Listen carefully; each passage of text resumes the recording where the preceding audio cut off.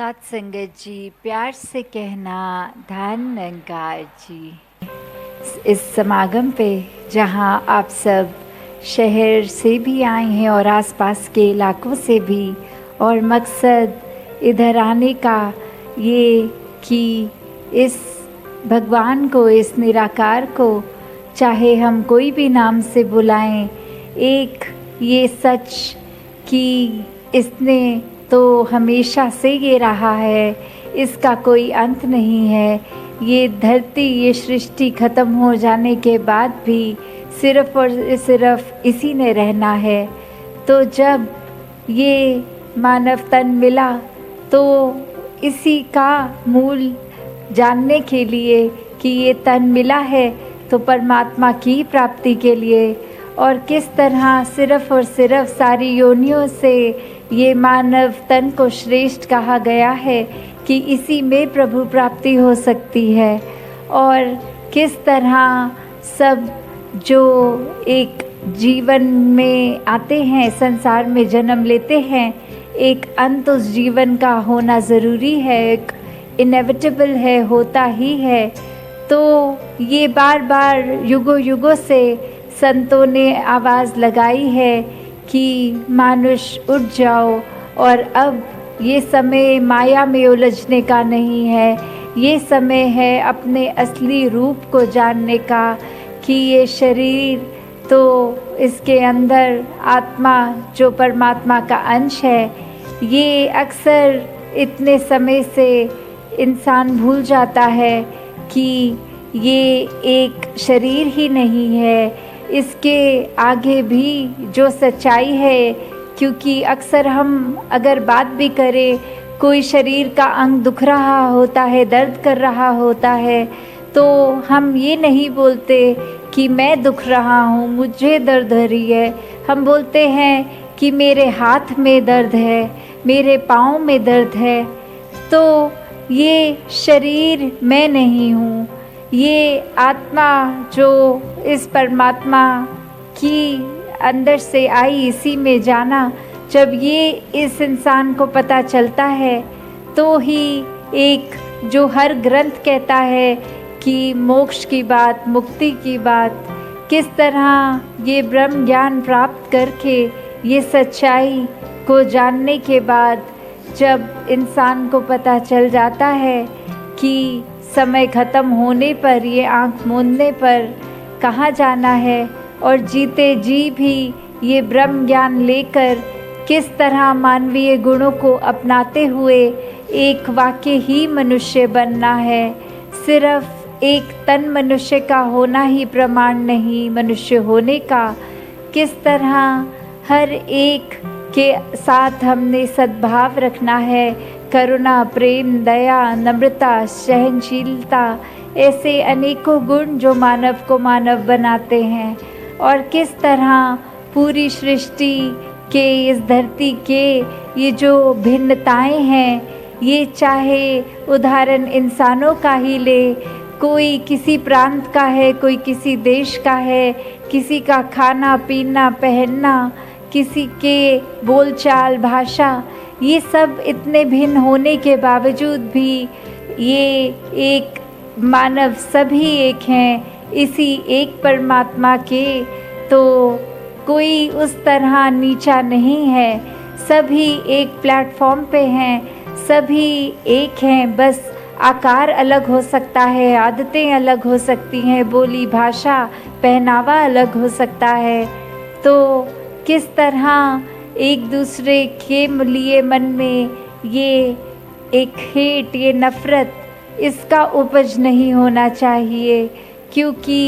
एक परमात्मा ने हमको संसार में सिर्फ़ एक दूसरे से प्यार करने के लिए ही भेजा है, एक दूसरे से नफ़रत नहीं। इंसान अपने बुद्धि से कोई ना कोई कारण बना लेता है कि ये व्यक्ति मुझे इस वजह से पसंद नहीं है, और किस तरह फिर वो नफ़रत एक प्रबल हो जाती है, हावी हो जाती है, और ये इंसान जिसने हर एक से प्यार करना था वो नफ़रत ही करता जा रहा है। तो किस तरह हमें ये शुरू से ये गुरुओं ने, पीरों पैगंबरों ने, हर एक ने ये प्यार की राह सिखाई है। पर एक मानव ही है जो जानता है कि करना तो प्यार है, पर पसंद नफ़रत है और नफ़रत करता जा रहा है। कैसे ये नफ़रत का रास्ता छोड़ के फिर एक बार तभी बोला जाता है कि सत्संग इतनी ज़रूरी क्यों है। सत्संग आते हैं, संतों के वचन सुनते हैं, संतमति को अपनाते हैं, और कैसे फिर ये संतमति ही है जो हमें ठीक रास्ते रखती है। जब ये ब्रह्म ज्ञान द्वारा ये प्रभु परमात्मा, ये निराकार, इसका एहसास हर समय होता है, तो खुद ब खुद एक मन में इच्छा कि सत्संग जाएंगे और हर एक के भाव सुनकर अपने जीवन में, अपने मन में बसाकर, अपने कर्मों को तब्दील करके अपने आप का जो एक बिहेवियर है उसको बदलकर एक असली मानव का प्रमाण देते हुए संसार के लिए वरदान बनते जाएंगे। और साथ ही ये जो शहर भी है, यहाँ संगम का उदाहरण कि किस तरह ये 3 नदियाँ एक हो जाती हैं। अगर हम अपने शरीर को ही देखें तो सेवा, सुमिरन और सत्संग, इसका भी एक मिलन ये शरीर द्वारा होता है जब, पर तभी जब मन में ये निराकार बसा हो, तभी हम मन से इसके साथ जुड़ते हैं। इसको हर समय ऐसे एहसास में रख के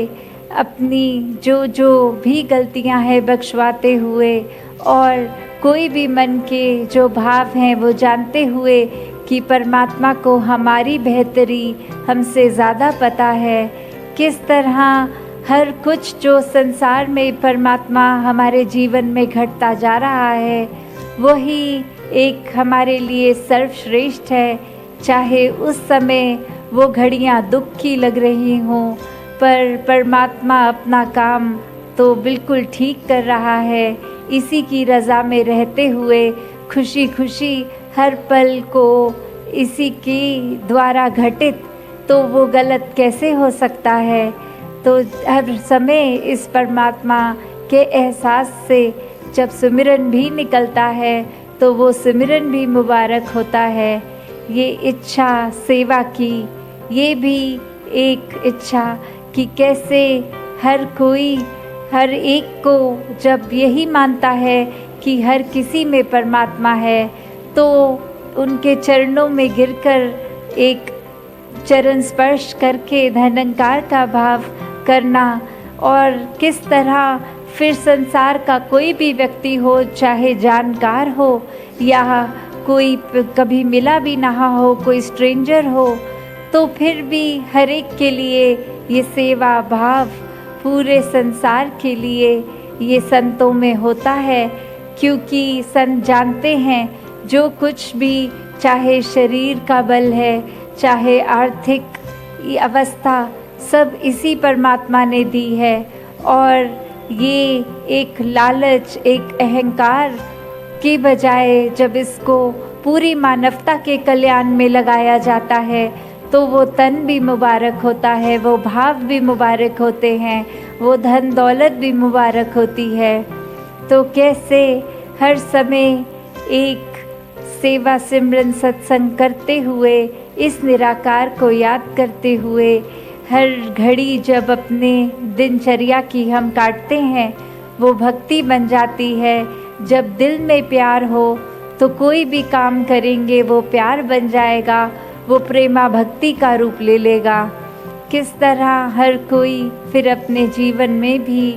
एक मनुष्य तो बनेगा ही, और जहाँ ये कहा जाता है कि एक मनुष्य ही है जो फरिश्ता भी है और एक मनुष्य ही है जो हैवान भी है, तो हमें किस तरह का मनुष्य बनना है वो चुनाव हमारा, कि कैसे हम जब इस दातार को याद रखते हैं तो ही सही रास्ते चलते हैं। और कोई भी माया का प्रभाव, चाहे वो किसी की बातें हों जो निंदा की ओर ले जाएं, या कोई कारोबार जो एक गुजरान के लिए, दिनचर्या के लिए एक रिस्पॉन्सिबिलिटी की तरह है, उसमें ही उस धन दौलत को ही सब कुछ मान लेना, या अन्य कोई भी चीज़ जिसमें ये निराकार ना हो, वो माया है। अक्सर तो हमारे ख्याल ही माया भी बन जाते हैं। जब हम एक नेगेटिव सोच को लेकर एक अपने बुद्धि में सोचते रहते हैं,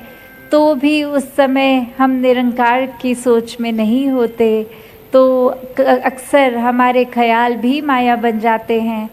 तो माया के तो अनेकों रूप हैं, अनेकों रंग हैं, और हर तरफ से ये माया का प्रभाव ऐसा, तो कैसे खुद को बचाना है?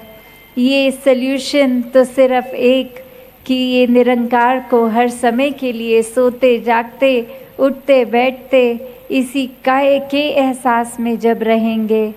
जैसे हम कुछ भी कार्य कर रहे हों, हमारी दिल की धड़कन लगातार चलती है, चाहे सो रहे हों या खा रहे हों या दौड़ रहे हों, तो उसी प्रकार कोई अलग समय नहीं निर्धारित करना पड़ता कि दिन का इस 1 घंटा ये दिल को चलना है, पर ये दिल की धड़कन तो 24 घंटे